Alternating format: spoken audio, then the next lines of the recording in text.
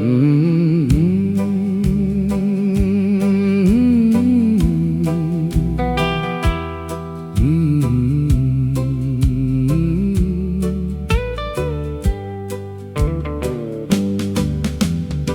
ေစီလွာလုံးမြစ်တာတွေနဲ့အမြစ်တွေရှင်သန်ဖို့မိဘတွေကပြူထောင်ခဲ့ရိတ်အာဝတ်ရေကြီးအေးနဲ့လူလောကထဲရောက်ခေါ်ဆောင်ပေးခဲ့တဲ့သူတို့တောင်ခြေပွန်ခဲ့ပြီမို့ငါတို့ဘဝကိုအစာပြုပေးခဲ့ပြီခိုင်မာတဲ့ဝါစင်တန်လေးလိုပဲဆရာသမားတွေက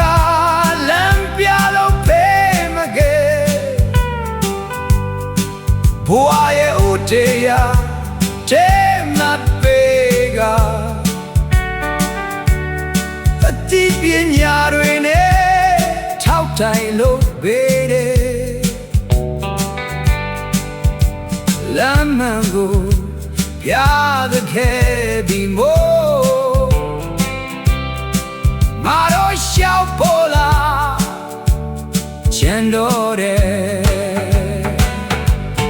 ကြည်လိုက်စမ်းပါဟောဒီကຫນွေပင်လေသူ့လိုစင်ပေါ်ရောက်သွားတာမဟုတ်ဘူးလေ၆တိုင်းရှိလေကိုယ်တိုင်ရှက်ຫນွေကြိုးစားမှာမြင်ဆုံးဆိုတဲ့နေရာကိုရောက်နိုင်မှာမိဘကပြောထောင်ဆရာကစင်တင်ပေးလေဝါဆိုတာကိုယ်တိုင်တလဲရမယ်ခီးရှေလွယ်တော်မောင်လေးတွေစနန်ထုတ်တလို့ကိုအားကိုခေါ်ပြီးကြိုးစားကြစို့လေလေတမိုးတဲ့ကြုံလာတဲ့အခါကိုခွန်အားနဲ့ခိုင်ခိုင်မြဲဖက်တွေထားရမှာအတင်းဆောက်ပေးထားတဲ့စင်လေးရှိနေပေမဲ့ကိုယ်တိုင်မတက်လိုက်ရင်မြေပြင်မှာပဲကြံရစ်မဲ့ရလာတဲ့အခွင့်အရေးကိုစုပ်ကိုင်လို့ဘောကိုဆက်ဆက်ပြီးတွေ့တရမယ်ဝင်လာမယ်ပဲဒီလာမယ်ပြီးတွေဟာဒီຫນွေပင်လေးရဲ့ကြိုးစားဖို့ခေပဲ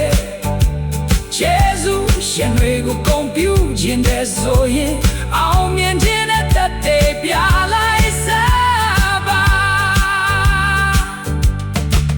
မိဘကျေးဇူးစရာဂုဏ်တွေကိုမြင်မစွာတလိုက်ရဲ့စัจကြစို့ຫນွေပင်လေးလို့ဆွဲတဲ့တီတွေနဲ့ကိုဝါကိုကိုယ်တိုင်တီ